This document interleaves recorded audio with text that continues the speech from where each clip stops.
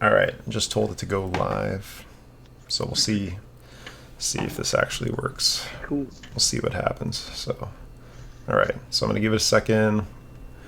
It's a little bit delayed. Okay, I'm gonna start recording now. You ready to start this? Yeah, good. All right, let's just hope for the best and wing it. Welcome back to the Debrief. This is 1 day delayed, and I want to say half of it was because I wasn't feeling very good, but it was also just like, I think we both woke up yesterday realizing, like, man, that was a while ago. Normally we record these like the day after the event happens, right? And in this case, we got stuck in a situation where it was 5 or 6 days ago. There's been lots of climbing since then. I've sunken into like a Counter-Strike wormhole. It's like the biggest event of the year for Counter-Strike, and I can't get enough of that. So just trying to get my head in gear, it took an extra day to set myself up. And since then, there have been some amazing recaps posted, especially by like Beta Root Setting. He did an amazing, like really in-depth job, the kind of stuff I love.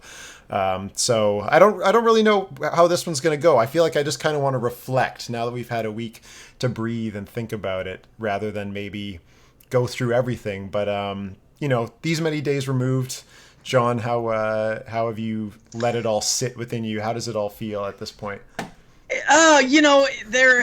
It is weird to talk about it now because the youth worlds are going on as we speak, and that's a lot of climbing in its own right. So it does feel like we're backtracking 6 months ago when, in fact, the combines were only, a week ago or something like that. But upon reflection, I'd say it's a mixed bag. There's some really good things. I think there's some things that we could discuss that maybe I don't want to say they're bad things, but I just think there are some points for discussion. So I'm excited to get into it. It's kind of like talking about just criticisms and comments about a type of event. It's interesting because it's only really been run like once before, right? And it changed a lot since then in terms of number of athletes in it, how many boulders, all that kind of stuff. Like things have changed. It's really a growing thing. And the kind of like sad part about it is the format might not be with us that long, right? Like it could have a life of maybe 2 or 3 more years and then we say goodbye to it forever. Yeah. That's right. Let's just start with actually, you know what? Before we start, I want to ask you right off the bat, with the combined championships, technically it was an event of its own. It had medals for, becoming the IFSC combined champion. It had prize money and stuff. So it kind of sat on par with the other world championships, the bouldering, the lead, and the speed separately. But it was also the Olympic qualifier. What made you most excited to watch this? Like, what was the thing that really kept you interested? What were you looking for? Was it trying to find out who was the combined champion, or were you looking for the Olympic invites? And this kind of gets into one of the criticisms I have, which is that the big thing for me, the big story and the big intrigue was we were going to learn who the first batch of Olympic qualifiers was going to be. And my criticism was that aside from some stuff with the Japanese team, we mostly knew the qualifiers for the Olympics after the combined qualifying round. So yeah. the combined final kind of felt anticlimactic to me because the big question and the big intrigue had already been answered for me at that point. I mean, I know, the difference would have been just kind of like, I guess the order, but like, I don't know. To me, the bigger story, the bigger excitement thing was we were learning who were the Olympic qualifiers, and we knew that mostly before it's like you didn't even have to watch the final in essence after you knew that, if that was the big question for you. So, I didn't watch the final until many days later, and I was watching it at 2 times speed, and I was skipping through parts. Like part of it is being like 13 hours removed from our particular time zone. That makes it really hard to keep up with an event. Obviously, I wasn't going to wake up in the middle of the night to watch these events, especially after a week of it for the actual World Championships. So first of all, with the time zone. Secondly, the second the qualifications were over, we already had all the spoilers. Like, it wasn't going to be interesting anymore who won. Like, because I don't care about the combined event. I don't think that is something as interesting as being a bouldering world champion or a lead world champion, or being good at those sports. I don't care if you're good at the combined. I'm happy with it as a half measure to get climbing to the Olympics, because that's something that apparently the athletes care about. I don't give a shit about the Olympics myself, but it's the vessel that we've had to create to get our foot in the door, and so that's okay. But all of the suspense of this event was about the Olympic qualifications for me, and that was blown the second I woke up, the morning after qualifications, which it sucks for me as a spectator, in that if there was some suspense still, or if it was in the right time zone, I would be watching diligently, but it just didn't work out that way this time around. Yeah, and it was also kind of hard to avoid. I mean, especially for you and me in Canada and the US, it was particularly hard to avoid spoilers when you woke up, because the announcement about the Americans and the Canadians who had qualified for the Olympics at the combined qualification round, that was getting announced on all of these mainstream sport websites. Here, the big, NBC, the big television network, they ran a big thing about it. These outlets that I wouldn't even normally think I would have to black out to avoid the spoilers. Yeah. It's they were, all. That just added to kind of the I don't know, the frustration or whatever that you're speaking to. But it sounds like we're on the same boat. Both of us, the big story was who's going to qualify for the Olympics. Once we knew that, the rest of it was kind of just icing on the cake, I suppose. So talking about mainstream media, so I didn't see any of that aside from the endemic climbing news orgs here in Canada and stuff. I know that, what was it, Ashima and Alex Johnson were on what's it called, the Today Show, or the morning something on NBC. So when Brooke earned her spot, and we should probably just go back and talk about who earned spots, but when Brooke earned her spot, were you actually seeing it being published through those places, on TV or through tweets, things like that? It was mostly through articles and tweets. I don't know if I saw any television coverage right away, but it was, you know what it is, so there's this Twitter account and an Instagram account for Team USA in general, and what I find is that Team USA runs an announcement about Brooke, and then all of these other outlets, mainstream sports outlets, just retweet it. Gotcha. Retweet the blurb that Team USA, that account had posted. So it did make appearances on, ESPN and NBC, all of these Twitter accounts. They definitely reported on it. And to your point, I mean, we might as well, if you want to go for it. I could read off the list of Olympians here. Well, who are you starting with? I'll pull up the graphics for the men and the women. Are you starting with men or women? I'll start. The women is first on my list. Sick. So we will. So these are the athletes who have provisionally, I guess, which is the kind of the word that you're hearing batted around. Yeah. Provisionally qualified for the Olympics. What happens now is these athletes, national federations are going to get a letter from the IFSC, an invitation, and they have to accept it. That's why we keep saying it's provisional. Yeah, and they should have received that invite by now, and then they have 2 weeks to accept it. Yeah. So in order of their qualification, I suppose, Yanya Garnbrett is first, and then Akio Noguchi, Shauna Coxey, Alexander Miroslav, Miho Nanaka, Petra Klingler, Brooke Rabbitou, and Jessica Pills. Those are the eight women, and we can get into the Japan stuff at any point, because that's an ongoing narrative. Mm-hmm. But those are what are your kind of impressions of that batch, I guess, before we move on to the men? I like it for the most part. Yeah. I don't think, when I look at this, I don't see a lot of weird fluky results. Honestly, Brooke Rabbitou is probably the one that I was least expecting out of this group of 7, right? Alexander Miroslav, I think it's awesome that things came together that she could get into the combined event. But all around, I'm happy with this squad. I think these, for the most part, are people that if they didn't make it through the World Championships, I think they would have a very good chance of making it through via either Toulouse or the Continental Championship. So it kind of makes sense to me, all of these people. The men's is slightly different. There's some people through the men's qualifier that was genuinely surprising.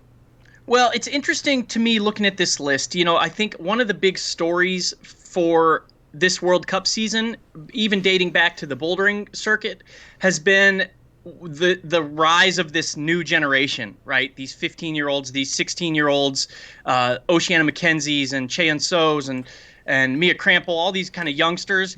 And then yet when you look at the people that qualified for the Olympics, at least in this first batch, it's there aren't really that many of that new generation, right? This is like people like Akio and Shauna Coxey and Petra, and then of course in the men there's a bunch as well. These are the veterans of the sport. These are the people that have been big names on the circuit for the most part for years and years, long before, in some cases, like with Akio, long before the Olympics was even like in the conversation for competition climbing. Yeah, and you kind of have to wonder, like, especially for those athletes that have broken out like this year, it would be very unlikely for like a national federation to kind of put a lot of like infrastructure and planning into those athletes when you don't know how they're going to work out like on an international open circuit.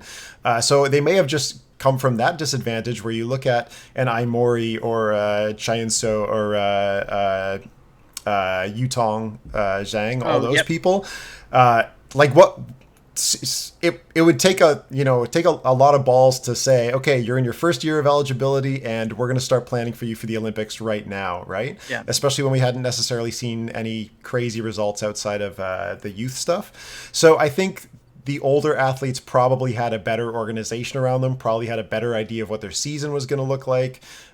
They probably had more intent and more focus on the Olympic qualification, whereas those younger athletes, aside from some of those Slovenians who are a few years into the open circuit, I feel like there's probably that advantage for the people like Shauna and Akio and Yanya, who are obviously very focused on this goal from the start. Mm-hmm. But maybe it is also just that, like, what was that phrase that Brian Runnels always used to use? In the strength USA, for days. No, he would say, "Oh yeah, that." It was like he would call it like a wily veteran drop knee or something like that. So I think it's just those wily veterans. Maybe there is some element of just that level-headedness, that huge amount of experience that just let them stay fairly steady through all of these stages and crank it out when it mattered.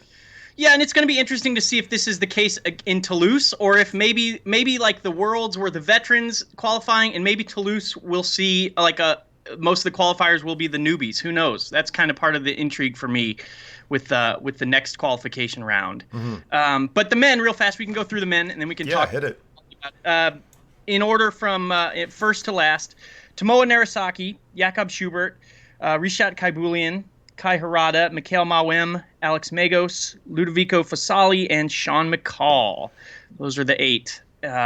You added the 3 Japanese climbers in the middle there. I did, yeah. So, well, let's see. Tomoa was first, Kai Harada, and that was the only Japanese. Those were the only 2 Japanese that I mentioned. Oh, okay. Sorry, I misread. Anyway, let's talk about the Japanese thing right now. Yeah, let's get into it because I think this is something that I think, some people probably don't even know this is an issue. Other people, maybe they've seen kind of a little bit of it on Twitter or on Instagram, but they don't really know the full details.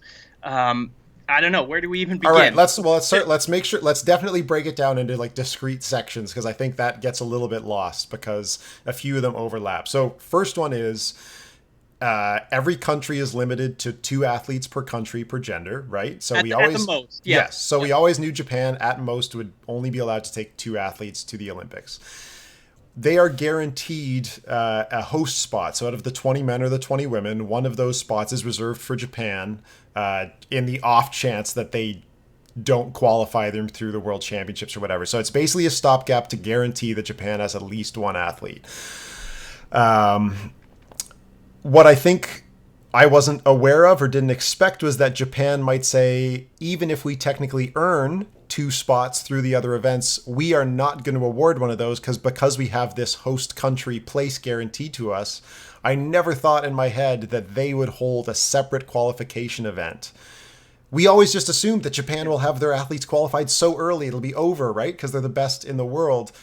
They're going to have their 2 spots. They'll be like one of the countries that earns their spots right away. There'll be like no intrigue about it at all. But it turns out it sounds like, and this is what we've heard, although I haven't seen anything written yet, even though we've asked people, is that it sounds like they've had this plan where they are going to have a Japanese qualifier very close to the Olympics, so like after the Continental Championships. So sometime in 2020, probably like spring, if not in the summer, they're going to have a separate event to select that last spot. And that means that only the best from the World Championships made it through. So Tomoa and Akio in this chance. And even though there was 3 others in the men and the women that were within that top 7, they miss out on it. Technically, they could still have to qualify later on. So that's one issue, is that we didn't really know that that was a possibility. I never imagined that Japan wouldn't just use the spots allocated, although it does kind of make sense, as you and I have kind of talked about. Miho has an injury right now. How is that going to progress? How are the other young athletes going to progress? It makes sense to wait until very close to the Olympics to really determine who your best athlete is, because you want a gold medal. That's completely reasonable. It's just not, honestly, not something that ever crossed my mind, and came as a surprise, only learning about that in the days leading up to the event. So that's kind of the first part that we didn't really expect. I don't know, how does that rub you? Do you feel like that's reasonable? Do you feel like athletes got, their places stolen from them? I should, you know what, that's a lame, I shouldn't have even said that, because in honesty, the Japanese athletes almost certainly would have known about this far before any of us found out, right? Like, I'm sure they would have been told, hey, this is how we're going to select. So yeah, I mean, to break it down just in even simpler terms, basically in terms of performance, for two men and 2 women from Japan qualified, in terms of their performance, qualified for the Olympics at this World Championships. And they will get an invite. They will get an invite. From what it sounds like, though, is maybe Japan might only sort of, I don't know, accept the invite for maybe the top man and the top woman, and the ones that are below them, the man and the woman that are below them, they won't get those invites, and instead it'll have to be contested at the Japanese Japanese national championship or combined championship. Effectively like a world championship, even if it is just the Japanese climbers. Right. Still a podium's worth. To me, I mean, I can't help but feel bad for who would it be, Miho and Kai, I guess, and also all the others below them. It's like you do everything you can to earn that invitation, and then at the end of the day, because of this, I don't know, technicality of the host country spot, it's not enough. It's a little unfortunate for them. The only thing that's really going to piss me off is if Japan keeps sending athletes to like Toulouse and sends them to the Japanese, to the Asian Continental Championship. Yeah. Because that means we're going to have like the same shit drawn out where you could have Japanese climbers winning the entire podium at each of those events. But then we're like, they're still not going to the Olympics. We're still going to wait. And so we're going to drag up the like people from below them, even though they didn't win it. So that might be annoying over the long term. Well, it's tricky because when you ask me, like, does it rub me the wrong way? It's like, well, from an athlete's perspective, yes, absolutely. But from the perspective of the Japanese Federation, absolutely not. I think this is like the most logical thing they could do, because why wouldn't you wait until you can have months worth of evidence of who is peaking and who's in top form? It's like, it depends on whose perspective you're coming from. Mm-hmm. Right? Yeah, the big thing for me was that we didn't really know about it until the event was happening, and it completely changes the story, right? I know some people are saying, no, it doesn't change the story, because technically if if Japan did take 2 athletes, that host country spot would still open up, and you would still take all the way down to Sean McCall and all the way down to like Jesse Pills. But it does change the story for that one Japanese athlete, right? It does change the number of people. Like, we're only taking 7 right now, whereas before we could have effectively known 8 climbers. So it's just it's something I wish we would have known. Like, it's right. It's like, you want to know the rules of the game before you start watching it or before you start playing it. And I'm sure the athletes did understand this stuff, but I wish we knew. And something else with Miho that I don't know a lot is how the alternate is going to work, because like if somebody would drop out, if somebody would qualify for the Olympics, like let's say Miho, and then she would withdraw down the road, like let's say just, I don't know, a month before the Tokyo Games start, if she would withdraw with an injury, presumably there would be some Japanese athlete who would be the alternate, right? That would then move into that spot. I think, I mean, I as far don't as I know, know. Olympics there are usually alternates but I don't know how that. I don't know. I haven't looked into that with this. Yeah, so I know that I've seen some athletes. I think Kyra Condi on Facebook was talking a little bit about how the USA has like a plan for how they're going to like assess alternates and things like that. But it conflicted with my understanding of how the spots are awarded for climbing, because my understanding was that these spots are allocated by name, like by athlete, and if in particular an invitation is declined, so if you just don't take the invitation right off the bat, it goes down the list from that event, so not according to the country, right? Like if Jessie Pills says no to her championship spot, it doesn't go to the next best Austrian, it goes to the next placed person at World Championships. But maybe if you do accept that invite and then you bail out later, maybe it stays within the country. I'm not really sure. That's something that I haven't looked into at all. Again, something that didn't cross my mind until all this conversation came up. Yeah, and this is not the most transparent information to find either. We are dealing with the Olympics. It's not something I ever thought we'd have to deal with. It's just like a giant bureaucracy.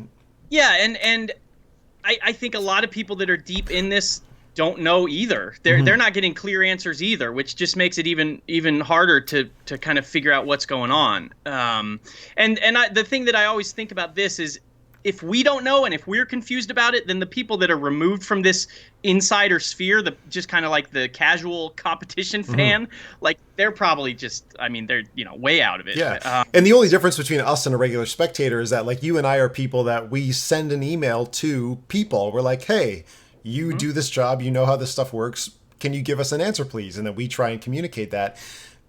I've sent those emails. I know a few other people have as well, and we haven't gotten either we haven't gotten answers. We've gotten people saying, "Yeah, I've heard it's this," but they can't show documentation, or some people just saying, like, "I don't know." And that's the part that weirds me out, because there's some really like intelligent people that are right in the thick of it, and they're just not sure. So yeah.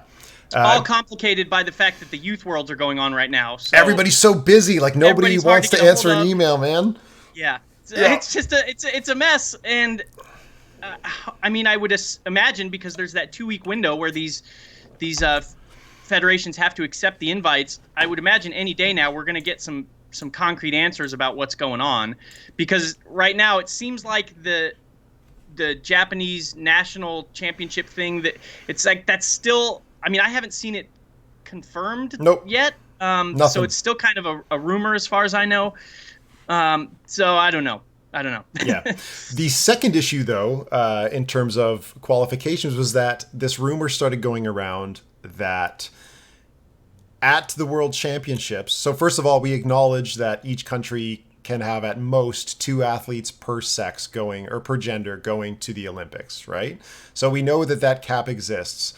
But nowhere was I aware previously that there may have been a cap on how many athletes you can earn per event. And I'm not sure if it was confusion because of the Japanese situation, which again is still kind of just a rumor, although it seems to be like widely accepted within at least the Japanese climbing community. So it may have started as confusion around that, but there is this rumor now that a country is limited to 1 athlete per event. So Japan, even if they didn't have this idea of having a separate Japanese qualifier, maybe they would have been limited to only the best Japanese climber at the World Championships. Second place Japanese climber, be damned. You have to go somewhere else. And that's not something I had ever heard of previously. Some intelligent people were talking to somebody else who then talked to me, and they said that is the truth from what they've heard, although they didn't offer any documentation. One person who I don't know, kind of. Anyway, there was another source that pointed me to the Olympic pathway document, and I should have pulled this up beforehand. But the phrasing of it, to me, makes it seem pretty clear that a country can earn spots at this event, or that like each athlete coming in the top 7 earns a spot. And it may have been misinterpreted or may have been typed in a way that was ambiguous and suggests that only 1 athlete can go. But that's not something I had heard about at all. And then all of a sudden it was showing up at this event. And again, nobody can back it up with documents, and nobody's confirmed whether or not I'm emailing people quoting the thing in the document saying, hey, am I misreading this? Is this what this means? And people are saying, I don't know. So I just need to get to people who are deeper into it, apparently. Like, yeah, killing me. Yeah. Well, and it's just, it goes back to what you said of it's too bad that all of this happened after the fact, after the Worlds, because it's just you phrased it really well, which is like you want to know the rules of the game before the game begins. And then after the game, you know, when you go in there and have all this nuance and stuff, it's just too bad because I think the confusion, it just maybe puts a few bad brush strokes over what was otherwise, I think, a great event, and I still think it was a great event, the Worlds. I think it was really good, but it's just too bad there's this confusion that is kind of the aftertaste of it, because I think other than this, it was just because of the Olympic qualification, it was the most significant climbing event competition, I think, in history up to this point, and and I thought it went really well, and it's just too bad that after the fact we have all this muddled stuff. Yeah. Well, let's talk about that. Like, let's talk about we last week we spoke about the individual disciplines and we thought it was a good event. How did you come away feeling about the combined part of the event? For me, it was really long. That was one thing that really kills me. We didn't have the suspense about who was going to earn those Olympic spots. Even with the confusion, we still had a good idea of who was going to go. So I had a really hard time watching it. One thing I liked that the speed had like a fairly deep bracket, so they were narrowing people down from first to eighth via a head-to-head system rather than by a time set in like their in their last round. You know, normally if you like dropped out in qualifiers, if you drop out in qualifiers, you go by time to determine the spots that aren't determined by the knockout. So I liked that it was like a 3-stage knockout. That was really cool for speed. And it shows me that they're kind of like, they're willing to use the bracket a little bit deeper than normal. And it kind of gets me psyched that maybe one day double elimination speed becomes a thing. I don't really know.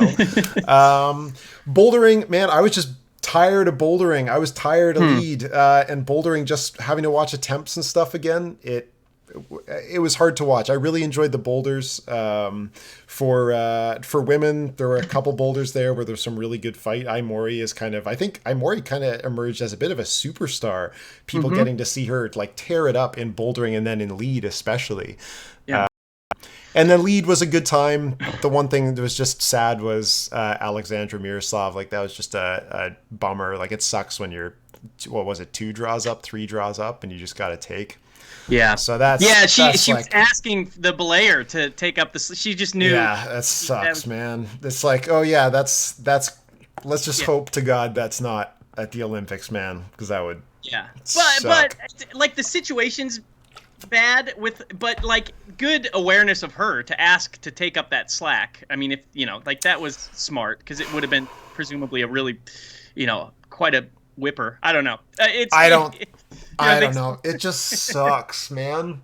Yeah. It's one of those things where if we're gonna brand ourselves an extreme sport, I'd almost rather they just take the whip. And I'm sure people are belaying is something everybody can argue about, but I feel like you should have just gone for the next move. It would have been depressing either way, I guess. So there's just no getting around that. But yeah. So how did you enjoy it? The combined fine, just like on the whole, kind of my thoughts. Yeah, let's just talk about the finals. I don't really want to talk about qualifiers. Well, there's a couple things, but. Well, you said you were kind of burned out by the time they got to the bouldering, all the attempts 100%. again. Do you think, would you have rather had just 2 boulders instead of 3? No, see, this is the thing is I don't even like that it's just 3. I get it from the time perspective, especially now having like, you watch it for like 5 hours or something like that, approximately, for each of the streams. That's too long for one sitting, especially when there's a lot of lulls and you don't really know how the action is progressing as you go. So in my heart, I want there to be 4 boulders. Time wise, okay, fine, I'll handle 3. 2 would just like 2 would not be enough for me. I hate that it's only 1 lead climb in the qualifications. Yeah, I'd rather there be more climbing than less, because it does become a legit like super luck crapshoot. The route setting becomes way too important. Every boulder becomes like so powerful by itself. I don't really like that idea. But I could not have handled another boulder. Yeah, but I agree. I mean, it was a lot of climbing. I think this kind of speaks to maybe the combined, as far as an Olympic qualification event, maybe it didn't work tacking it on to the end of these World Championships, just because, which I know they've done before, but just the fatigue was too much from the perspective of the viewer. Yeah. And to add to that, there is, from my perspective, there is the shitty thing of I couldn't watch it live, so I had to watch it in a replay after I already knew the results, and that makes it 10 times worse. Yeah, but as far as my kind of panoramic broad view of the finals, I liked them. I was, there was, I thought the what was it? Particularly the women's lead route, I think, that was the one with the yellow sloper. Like, it was just weird. Yeah. It was just weird looking at it, and I always like that in a lead route when it just looks weird. When my first impression is like, oh, this is really weird, because that just means that like the trajectory up it is not obvious, and so it means we might see, although I guess most of the competitors seem to figure it out without an issue. But I thought aesthetically the route was really cool. I thought it was really interesting and exciting that the two of the biggest names in the finals, which would be Janja Garnbret and Adam Ondra, they were both well, Janja in particular, she was in the hole, right? They were coming from behind, right? Yeah. Yeah, right. Coming from behind. Yeah. Let's talk about. I guess Ondra. We'll talk about him in a second. Yeah.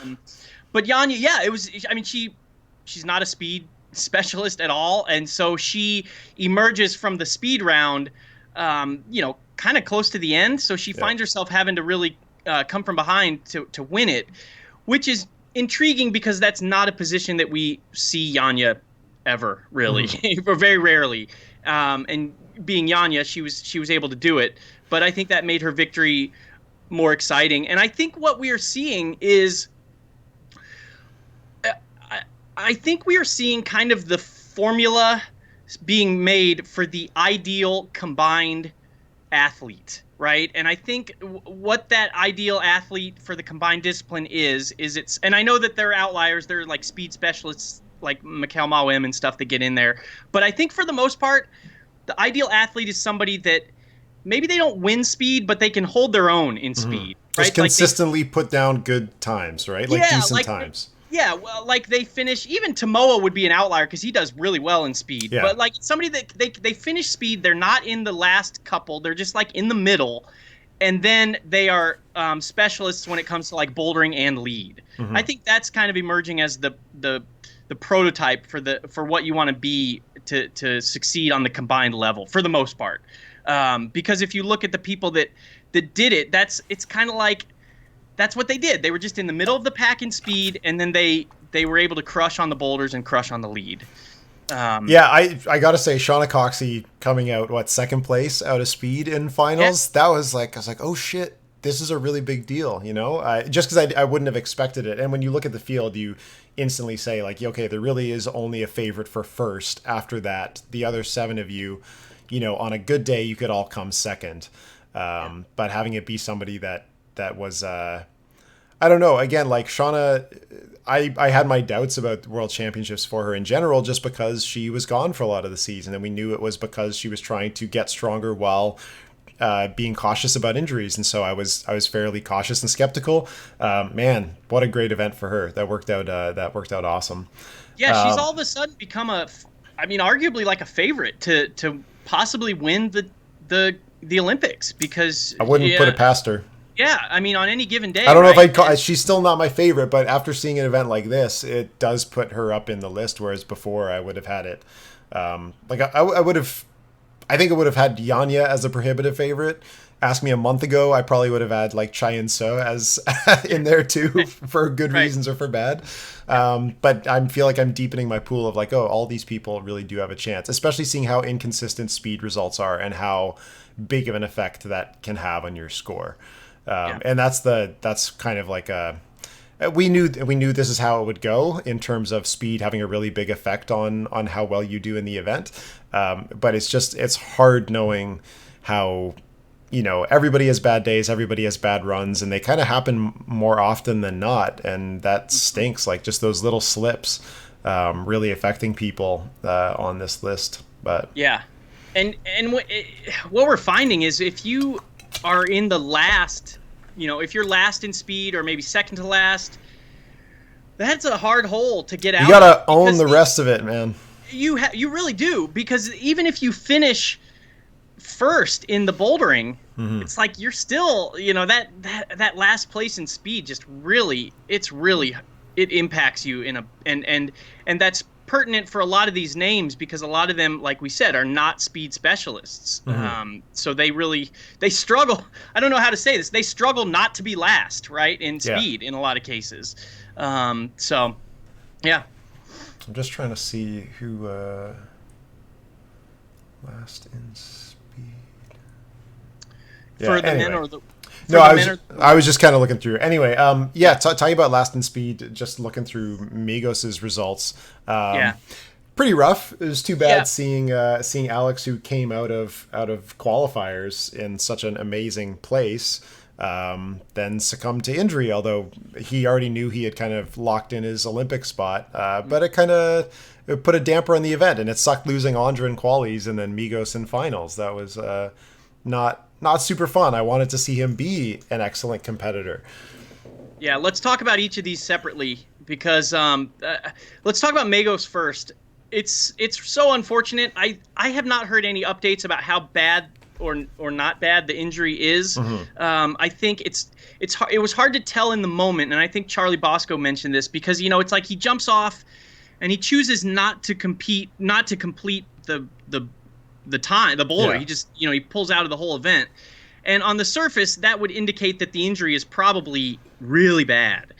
But the one thing is like he was being of course just losing words right now. He was being preventative, right? Like it wasn't like a catastrophic injury happened on the wall. He felt probably bad signs and said, "Okay, I'm going to back off this before it gets worse." So I'm pretty hopeful in terms of his recovery. It just sucked losing a competitor at the point where he would have been gaining strength, right? His chance in winning was in bouldering and lead.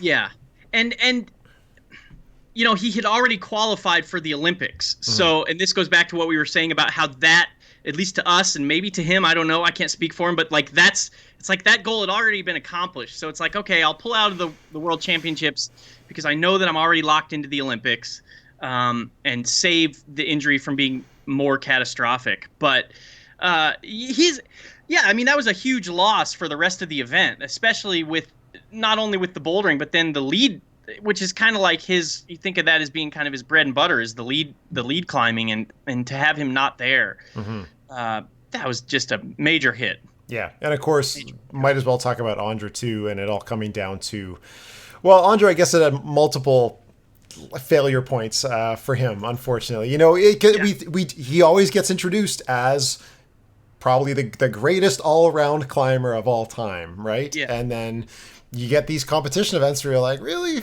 See, this isn't. There's a lot of times where competition is not his strong suit, and it really sucked. I always like seeing emotion in him, whether it's positive or negative, so that's kind of cool. But the stepping on the bolt thing, that's a huge bummer. It's not like it's the first time it's happened, so it's how it goes. And I appreciate that he. His reflection on it afterwards was positive and understanding, and I'm glad it didn't get blown into anything more than it was, because it's one of those things where it does just come down to the judge, and from the camera angles I saw, it looked like probably stepped on it, so it's just how it goes. But sucks to lose him, because he was my favorite for sure to come out of this thing with a gold medal. So but does it suck to lose him? And here's what I mean, and I don't mean to laugh. I know where you're going. I don't mean to laugh at his woes. I feel bad for him. I just think it's interesting looking at his World Championship. It's like talking about emotional swings, right? Yeah. It's like the highest of highs and the lowest of lows. Totally. But I think, aside from you feeling bad for him, for the spectators, this is probably the best thing that could have happened Yeah. for the Toulouse event, right? Yeah, Because maybe. all of a sudden, Toulouse, it has so much more intrigue from the like a celebrity standpoint. Yeah. The fact that Andre's going to be in it, that he needs to do well in it, presumably, I guess he would still have maybe one more chance, but I think it ends up being okay for those of us wanting a good show. Can you imagine it getting to a point where like he flubs Toulouse and then flubs the European qualifier, and it comes down to like whether or not he gets a tripartite commission thing, and he just like hobbles his way into the Olympics just barely? I don't know. I said this one in my recap. I said it benefits everybody: competitors, spectators, the Olympics. Definitely benefits the competitors, man. if As a Canadian, I am waving a flag over the demise of Adam Ondra. No, That worked out great. I mean it benefits everybody if he's there. And when I say it benefits the competitors, I mean because presumably they want to compete against the best, right? Like Sure, it's like yeah. they don't want to win because of like some technicality where the best climber in the world is not there or something. But just in terms of like advertising and promotion, I think a lot of more people are likely to tune into the Olympics if Adam Ondra is there. It also gives his YouTube series way more to talk about for at least a few more months, because I don't know how long I could just watch repeats of Adam Ondra training. Like now that we'll have some like gas to get it through till December at least. Yeah, that's true. I actually think this gets into something I wanted to ask you. Maybe we can get into it later, which was this. Do you like this Olympic qualification structure? Do you think it could be done any differently? Because I actually think that the pathway now is very, very forgiving to the athletes. It's like if you don't do well in World Championships, you still have Toulouse. If you don't do well in Toulouse, you still have your Continentals. If you don't do well in the Continentals, God forbid, you still could hold out for like that tripartite spot. Like Yeah. I think that's way more forgiving than I don't know a whole lot of other sports inner workings to the Olympics, but I can't imagine that they all have that many. So who are you saying it's like forgiving to? Sorry, I'm just bashing my table around over here. Who are you saying it's forgiving to? Like, because I think in my head I divided the world into like deserving climbers that I think based on my criteria should go to the Olympics, and non-deserving athletes who I don't think should go. And I feel like this system kind of over benefits athletes who maybe don't necessarily deserve to go. I feel like, in my opinion, too many of the spots can be allocated based off one-off events. And one-off events I consider to be extremely random, especially when we have a very thorough World Cup series that's multiple events in each discipline and gives us a lot of data about who is actually good in all of the disciplines. So I don't like that 7 of the spots go to people just based off of a single World Championship event. Like there's some athletes in here that, like Ludovico Fasali, that's a big one, right? Rishak Kaibulin, not a bad all-arounder. He usually doesn't make it into finals at speed events, right? Like this was a good speed event for him, just talking about the Speed World Championship. And Ludovico Fasali, of course, the luckiest motherfucker ever seen in climbing, basically defaulting his way to a gold medal in the Speed World Championship as well. So I don't like those parts, right? I think I would prefer that more of the spots go to events that are based off of long-term results, because for the Olympics, I want the very best people to be there, and I determine that based off of your performance over a lot of events, over a lot of boulder problems, over a lot of routes, not over a single route, a single boulder problem or whatever. Mm-hmm. So I actually built just a really quick, like with only 20 minutes of thought, qualification pathway, kind of looking at 2024, what it could look like. Actually, if we're talking about it. So I'd like to see it. Yeah, might as well but basically the gist of it is I would rather more spots go to athletes based off of long-term events. So let me just pull it up here. This is, yeah. All right. So first of all, rather than giving 7 spots at World Championships, I would rather just give 3. Mm-hmm. I think winning a World Championship or getting a medal in a World Championship is something we can all respect, at least as much as winning or medaling in a World Cup. I think that's reasonable. So instead of giving 7, let's only give 3 spots. It also means that there is more more suspense going into the finals, right? It would be extremely unlikely that there would be enough climbers from one country to already default us out to who is actually going to qualify for the Olympics, right? So World Championship, let's only give the medalists spots. In the next 5 spots, I would wait until all of the World Cups are done, and basically just using the same multiplication system that we use right now. I would take your season ranking for speed and your season ranking for bouldering and your season ranking for lead, multiply them all together, and I would give the next 5 spots to the people that have the best scores based on that. I totally understand that to get a good season rank, you have to attend a lot of events, and I completely understand that that is prohibitive for a lot of athletes. But I do think that the best athletes in the world, the ones that should go to the Olympics, do have enough funding from their bodies, from their country, from their sponsors, and if not just from their families, that they can totally make this work. And I think that is the most indicative stage to get people through, is how did you perform over the 3 seasons? That's my next one. Then 5 spots to the postseason qualifier. That's like Toulouse, basically. Rather than giving 6, let's just give 5, because even though to get invited to that event you have to do well across all of the seasons, it is still one of those single events, and you can take the 20 best rounded out, but it ends up just based on route setting or just bad speed runs that you end up with the wrong people going through. So I would just reduce that down to 5. And then the rest is what it already is. 5 spots, 1 per continent, then 1 spot for the tripartite and 1 spot for the host country. So basically the gist of it is I would rather have less spots going from the World Championship and more spots coming from your overall season rank. Without any extra like bells and whistles on it. So I like that system a lot. And it'll be interesting to see how they play with it. And the one thing I totally understand, and if there's an element of fairness that the IFSC believes is not present for athletes that don't have the funding to attend a lot of World Cups, I totally get that part, and I think that's a very reasonable compromise. It is more cost effective to send your country's best athlete to 1 World Championship than trying to fund them to 15 World Cups. Like, I totally get that. But if the criteria is who are the best people that we can send, I would rather have a model that looks more like the one I just showed.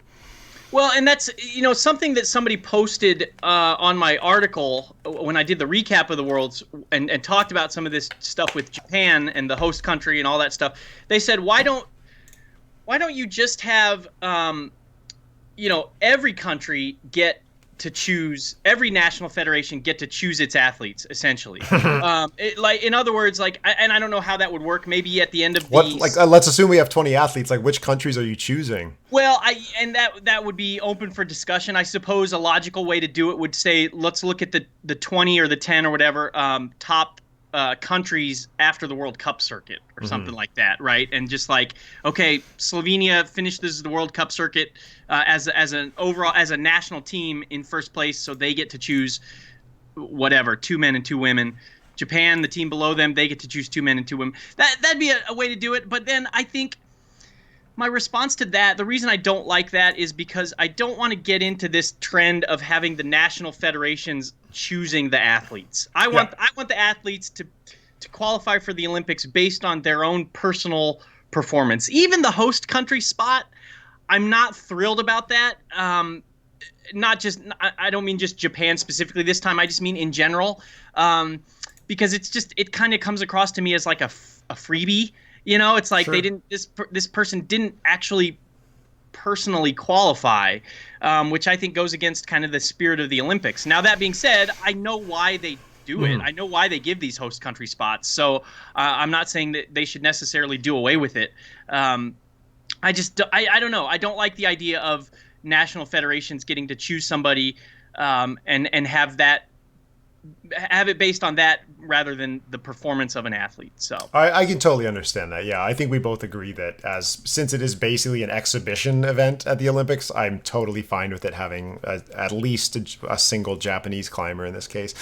Speaking about that, how did you feel about the crowds and the hype and stuff at the combined event? Because the one thing that I was happy about is the crowd did look bigger for the combined finals than it did for the individual discipline finals, because that got me super worried. I didn't like seeing that. I didn't think it was a great show. I would have had a really hard time sitting there for 5 hours to watch it. But I was happy that the crowd was bigger and there seemed to be more excitement and there seemed to be like crowd noise at key times, and good crowd noise. So that was reassuring for me.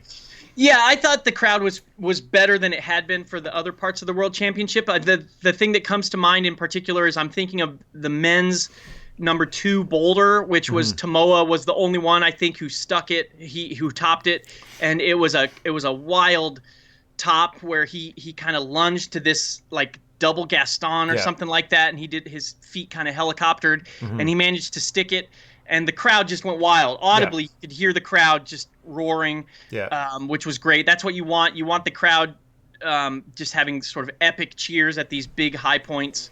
I know we kind of went into the crowd a little bit on the last episode here. I thought they were better for the combined portion, and noticeably bigger, like you said. Yeah.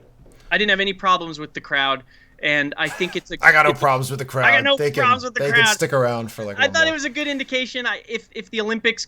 If the crowd is anywhere near that, I think we're going to be fine. And I think presumably the Olympic crowd will be even crazier and wilder because it's going to be an international crowd and it's just going to be a much more festive atmosphere. So it'll be good. Yeah.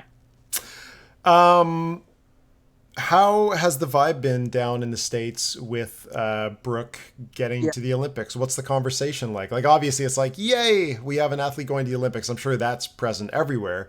How are people talking? Is this the person that everybody expected? Because, it's the U.S. team we've talked about. It's been like a bit of a rough season, and there haven't been any like clear favorites emerging. Ashimo is probably the one that I would have picked as having the better chance of making it through. She had a very rough World Championships. A rough Instagram story as well that I don't want to go into, but that threw me for a loop as well, talking about some personal issues going on. But how is everybody feeling about this? It's interesting because Brooke, I think, was at the Youth Worlds as well, and so she just like last night, I was seeing Instagram posts of her having returned to the United States. So I think it's really kind of, you're just now seeing kind of some of this homegrown celebration. I know that there was a crowd of people that met her at the airport. Nice. I think there was a photo of her with like Lynn Hill and Bobby Bensman and her mother, Robin Erbsfield. So I can totally imagine the mayor of Boulder like going to Denver, showing up at the airport, like I can totally see that down there. Totally. And I hope they do, because this is a big deal, not only for Boulder, it's a big deal for American climbing. In terms of, I think the hype has been, or the celebration has been pretty good. I mean, I've been talking to people that, like on email and stuff, people that don't follow competition climbing at all. And they're like, hey, I heard that there's a climber that made it to the Olympics, an American climber. So news is definitely spreading. To your question about whether anybody would have chosen her, I don't think so. And just looking at the results, I actually jotted them down here. So this is based on the 2019 Nationals, American Nationals, right? So at the Sport and Speed Nationals, Brooke was 6th in speed, and her place in sport was like lead climbing was way far down. It was like in the 50s. I think it was like 59th or something. I don't know what happened there. Does that sounds like an outlier result though for her, right? Probably. Yeah, absolutely. Okay. Yeah, you would think that she would often be. You would expect her to be in the top 5 for that. So I don't know if it was an injury or if it was just some fluke. But then at Bouldering Nationals, she got 5th. And then at the combined invitation, actually, interestingly, she got 2nd place right behind Kyra Condi, and it was pretty close. Okay. And so I think if just things had gone a little differently, Brooke could have won the combined invitational, and then maybe this wouldn't have been kind of such a big surprise. I don't think it was a surprise, because I think Brooke was kind of thought of, along with Kyra, as one of the better all-arounders on the American team. I mean, you look at the Speed Nationals, she got 6th in speed, and that's against people that are also speed specialists, you know. But like, look at the rest of the names that made it. Like, you're talking about like people that didn't perform as well as her in the finals, at least, right? So Jessica Pills, Annick Jobert, Julia Chanardy, who we've seen in a few finals this year, Cheyenne So, who we've seen in a few finals, Mia Krampel in a few finals, Vita Lukin, Lushka Rakovic, Nanako Kura in finals, Evgenia Kazbakovic. Like, has Brooke Rabbitu been in a World Cup finals yet this season? She No, hasn't. I right? think the only it's just I'm trying to think off the top of my head. I should have looked into this. Ashima's been in a final. Yeah, Trying to think. I'm It's willing not to. Brooke though. Yeah, so this was an amazing event for her. Anyway, if you gave me these 20 athletes before going in, Brooke was not on my list, right? Like that was a genuine surprise for me. I'm like, especially that speed result, not the time itself, because it seems like that's pretty average, but coming like sixth, that's a really big deal. That was a huge deal in qualifications for her. Yeah. I And, very and surprised. yeah, and I think this kind of it speaks to like the perseverance, I guess, in a way, because Brooke has been on the circuit for a while now. She's only 18, but she's competed for years. I mean, her parents are who they are, famous climbers, so she's literally competed since she could, since she was old enough to compete. Yeah. So she's kind of always been in the mix, maybe never winning. She's, like you said, she's never one of these people that this season at least has won, but she's always done pretty good. She's always in there. Clearly, she just kind of never stopped training, never stopped. And I think this is kind of what you want in the Olympics a little bit, right? I think it's an excellent story. Like, she's the kind of person, the profile for her will be unreal, man. Right? Like, I remember like when she was 12, you'd see like this 12-year-old like climber is like just sent. Anyway, I still feel like I see that image around. And yeah, the family history coming from Boulder, everybody knows her. She's one of those, I don't even know what the word is for it, but everybody knows who Brooke Rabbitu is. Everybody feels like she's their like younger sister, right? We all grew up with her in the youth categories, Team ABC, and yeah, that's very satisfying having her be in it. It is. So it is a great story, but it would have been unbelievable to me, especially if you had showed me this roster of 20 athletes. And it just makes me say, hey, like, if you manage to get, like, just don't stop. When it comes to the combined format, just keep going. Doesn't matter what your result in this was or this or that. Just do it. Play for the best result, because everybody's falling apart when it comes to this format. You see people with weird results here and there. It comes down to single rounds. Like, everybody's got a chance. Yeah. And it's like, I feel like that story's really, like you said, it's a great story. I feel like it's like, how can you not help but root for somebody that has been maybe not quite at the top, but has kind of just always continued to grind and like keep at it and stuff.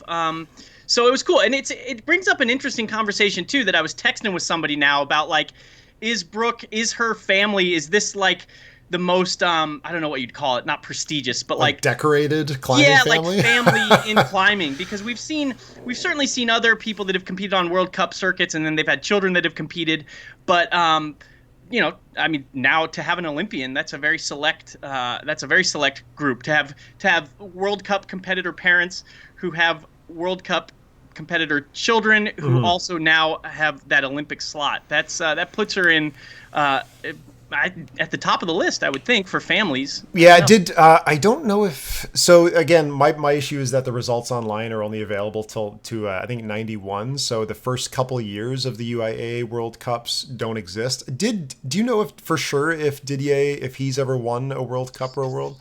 So it gets complicated. He won. There was an event and it's interesting because I'm actually I'm in the middle. You're writing the story. Nice, good stuff. But he won the event at Snowbird, Utah in 1989. Gotcha. Okay. He was predicted, which was to effectively win. a World Cup, I'm pretty sure. It was labeled as a World Cup. Now, I have not been able to verify whether or not it was, because like they would just throw around that label back then. Like if it was an international field, they would call it a World Cup. Yeah. And it's like, well, it might not have technically been a World Cup. But it was one of those events that was very well attended. It had international presence, so it as good as it gets at the very least. Yeah, it was. If it was. Oh, so he won that. You're saying won that event, and Robin Erbisfield actually placed fourth. Okay, but she's won World Cups. So we were talking earlier this season. Evgenia Kazbekova, both of her parents are World Cup medal. I can't remember if they're both World Cup golds, but they are definitely both World Cup medalists. I'm gonna wreck their names, but I want to say Sergei Kazbekov and Natalia Prolova from in the 90s. And so we were saying she's the first World Cup finalist to have parents that have medaled in this. Brooke Rabbitu is now possibly the first, well, I guess she didn't get a medal yet, but she is so far Yeah, it's hard to say. Do you think, I don't know, which one's more decorated? I probably have to give it to the Olympics, like being an Olympian just because of the title.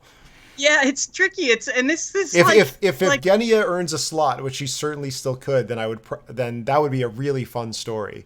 it would. It would be, and it all hinges on how much you weight the Olympics. And I think, uh, yeah, I think the Olympics is the bigger. I think qualifying for the Olympics, that's the bigger deal because that has more cachet outside of the competition climbing sphere. So, yeah, I don't know. That'd be a really cool story. Now we can't. We have to root for. That'd be neat. Well, definitely write your story about the Rabbitoos because that'll be a Yeah. great story regardless. And then if down the line, if Evgenia comes through, then you basically just get to like write that story as well, and then a couple months later combine the two into like a dynastic battle between the two. The That'd two be awesome. families. That'd be so neat to That'd see. be a sick soap opera. Sign me up for that one. Just have and set it in like Cold War era. Set it in like right after the Berlin Wall fell in the 90s. I guess Well, the this kids is- wouldn't have been born for like another 10 years at that point, so it's not as fun, but whatever. But this is it all has the makings of some really cool Olympic like documentaries, right? Like leading into Tokyo 2020. How they Sure. like to show these little personal profile things. Yeah. It all adds to it. This would be great. Because that's what the Olympics are about. As much as they're about competition, they're about like they make them about the personal stories and the journeys of the competitors. Yeah. Right. So That's where the money is, man. You gotta Yeah. have the commercial for the soap company that's catering to the moms that raise the kids that are Right. playing the hockey and all that kind of stuff. I don't know what commercials you have down there, but ours Same are stuff. like Yep. all of our commercials glorify the parents, right? Yeah. That's the entire thing. Yep. Well, so I want to ask you about. Let's talk about Sean McCall because Yeah. that's kind of Brooke. That's the American. Let's talk about the Canadian. Yeah. Who? Tell me what the vibe is up there up in Canada. Yeah, so like slightly different in that Sean is the only male that would be in contention in Canada to be at the Olympics. He is by far the best Canadian climber. So there was no doubt that if we had a male Olympian, it would be him. The hard thing, and I'm like, I don't want to say I was a hater because I don't personally think that's what my opinion was, but over the last bunch of years, his results dipped dramatically for probably a bunch of reasons. I'm not going to speculate on those, but at least one was injury. And you add that to his age, and I put him at less than 50% chance of going to the Olympics. As this season started, I increased that, but I still didn't think he would make it through via the World Championships. I thought it would have to be Toulouse, maybe the Continental qualifier. But as it turns out, weird things happen at the World Championships in the combined event, and he squeaks in, placing what was it, 10th? I feel like I'm going to mess it up. 10th place, right? Yep. Yeah, he finishes in 10th, and like he's not the most surprising athlete to come through. Like there's definitely a couple other athletes that I think are more surprising that they qualified for the Olympics, but I was still kind of surprised that it got this far. He had some sick climbing though, and I think that's the part that makes me really happy is his performance, especially like that lead climb was so rad. Fixing that Z clip and then just not stopping and tearing it up. That felt really good. Like there are a lot of moments when watching Sean is like a genuine pleasure, whether or not you're Canadian or not. That was one of them. It was just incredible. So yeah, I'm kind of having to eat all my words from the last couple of years because I honestly thought Alana Yip was our best chance to get an Olympian in. Turns out the things worked out. Sean didn't stop. He kept going and he's got it. And now hopefully again, the Olympics is going to be one of those one shot, lots of randomness, lots of weird potential. And Sean comes into it with a ton of experience, and probably one of the more level-headed athletes out there that understands what he's doing. And I think just having that is a leg up. So I'm not making any predictions for how the Olympics goes anymore. Screw it. But anyway, Canada's really happy.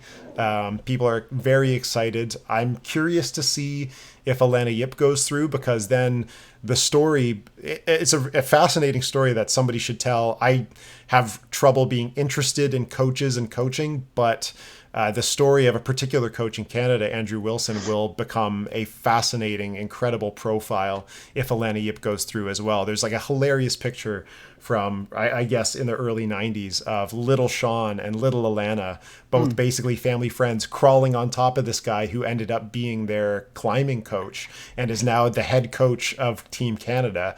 And if both of them go through to the Olympics, that's just going to be like a mind-bending, unreal, like Hollywood story.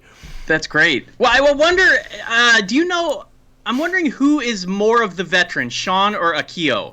I know that they kept saying, I know I've seen both of their results, like even back to like the ABS days. I know you would see like Sean in there and like American Boulder? Is that what you're talking about? Yeah. Well, I just mean, but in terms of like because I know Akio, they kept saying this was her 14th, or her 14 years ago was her first world championship, and so I wonder who has the nod there for being the Olympic qualifier. That's like I know for sure Sean is 2 years older than Akio, right? Like he was born in '87, so presumably his first adult events, if I'm doing the math right in my head, would have been 2005, if he was on the open team at that point. Let me just scroll through this and we'll see what the records say. Male juniors, men bouldering. Oh, these get really confusing. Holy crap. No way was it. This is saying in 2000. How old had you been in? No, 2003 does make sense. Holy shit. Yeah, it could have been 2003 in Italy was his first event. Now, the one thing, the one comparison though, is Akio is a much more successful climber, right? And we could talk about the differences between the men's field and the women's field all day. But I think Akio probably, at least results based, rightfully earns more of a legendary title based on her nonstop presence in the top of the season rankings and her presence in the podiums of World Cups and World Championships, right? Whereas Sean, most of Sean's success has actually been in that previously, like, I don't want to call it unofficial because it was a real thing, but for those few years in a row, he was always the combined champion. He didn't win the world championship in any of the three disciplines, but for a while, that was the thing that us as Canadians touted, was like, we have the best well-rounded climber.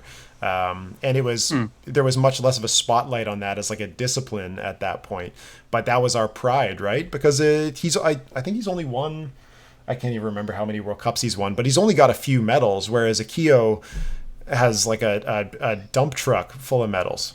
She's got basically everything except the World Championship gold medal. That's like the big outlier in her results.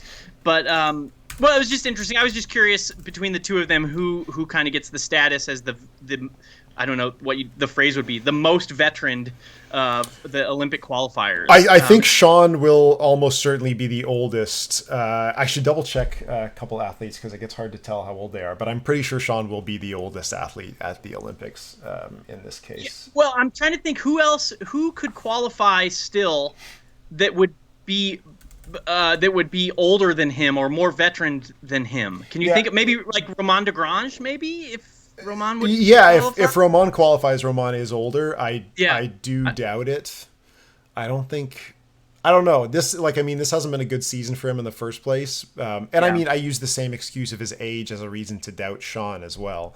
But Sean has always been a multidiscipline climber, whereas Romain, that's not the case. But yeah, Romain would definitely. Okay, so I'm feeling pretty confident just looking at these couple people that I wasn't too sure about. That Sean could be the oldest one. It's just one last person. I'm gonna double check.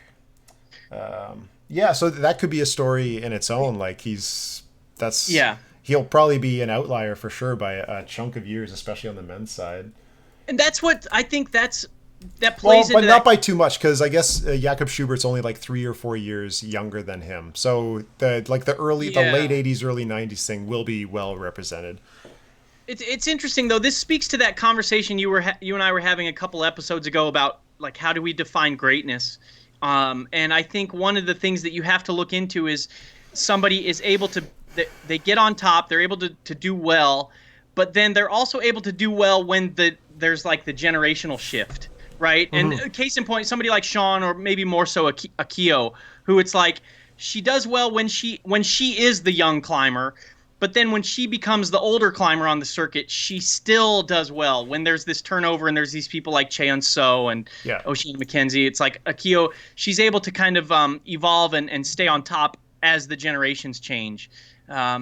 It's and back to Sean though. It's awesome. He's one of my favorite competitors to watch. He's just so fun. He's his kind of springy style. He's a fantastic ambassador for the sport, and it just feels cool that you see a veteran like him especially after being so good at the combined disciplines, even before the combined disciplines were technically combined. It's just cool to see him get that spot. Yeah, I genuinely did not have him making it through to the Olympics. If you go back just to the start of like this World Cup season, I wouldn't have had him going through. And say what you want about the flukiness of some of the results from this. Like, I totally get that. But so this was the biggest emotion for me is surprise. I'm really glad that he's going, but the bigger one is surprise. I didn't think it was going to happen. So that wake up with that particular Canadian climbing news post, I was like, are you joking? How did this happen? But it's a huge deal. And I can't say enough for like how much it's going to affect. Like, I work for a gym that sponsors him, right? Like, our logo is on his shirt. So it instantly changes what we're looking at for the next year too, right? Because we, us and the owners previously have been supporting this guy for a long time. So now it's thinking, okay, how do we take advantage of this, and what are we going to be doing to try and get him involved? And from that perspective, but also our perspective as journalists, what's his availability going to be like over the next year? He's going to dive into a very structured training program, but also his media availability is probably going to be super, super tight because, we're just a couple guys getting a couple hundred views each week. And yourself, I don't know what your viewership is, but again, like compared to, for us, the Canadian Broadcasting Corporation, Sportsnet, all these places, we don't matter, right? So that's something I'm going to have to start getting on, is like, okay, how do we try and get time with this guy? How do we start telling the stories that people haven't told, and the stories that aren't going to be told by those big companies, right? Like, we want to talk about the climbing part of it. They want to talk about the story. We want to talk about the climbing. So and it's interesting. You hope that the competitors don't forget their roots, still make. Isn't that such a thing you only ever say when you're the ones in the dirt, right? Or like, don't forget us down here. We've done like nothing. It's like you don't owe us any, or like us in particular. Like Sean doesn't owe me anything. No, certainly not. But so. But these endemic kind of climbing outlets, you hope that they get speak to them as well, because I mean, as much as the mainstream sports audience is interested in hearing these stories, like the climbing audience, they really want to hear from these people that made it to the Olympics. And what's interesting, you spoke to your gym about the gym where Sean trains. I was talking to, I think it was Dave Hudson, who's a coach for the First Ascent team here in the United States, and he had previously worked for years as a coach, or I don't know if he was a coach, but he worked in with the gymnastics sphere, and he had said that the one thing that you would see every year or every 4 years after the Olympics is you would see, if there was an American gymnast in the Olympics, you would see this uptick in the amount of kids that would come into the gymnastics facility wanting to take lessons. That's, you really notice the impact of the Olympics on the sport. It's in the amount of kids right after the Olympics that want to take it up. And so it's great for you with your gym. It's great for obviously where, I guess Team ABC, Brooks. Totally, man. Talk about, I'm very curious what their business is like at this point, because I imagine things have changed a lot for them in the last bunch of years, especially as the kids have gotten older. It seems like you've seen athletes and coaches break off. I would love to, it was probably 2 or 3 years ago, I tried to talk to Robin, and it never worked out, which is fine. But that's a very interesting story, probably by itself, and that's a huge deal for them. Yeah, we're in this unique position where Sean has never trained at Joe Rockheads, or so that's the name of the gym that I'm working for right now. But the gym was created and originally owned by people that had competed in World Cups and were very involved in judging in the competition circuit. They did a ton to foster the comp series. So even though he wasn't involved with the gym too tightly, they just supported him out of the fact that he was a successful successful Canadian climber, and they wanted to back him as much as possible.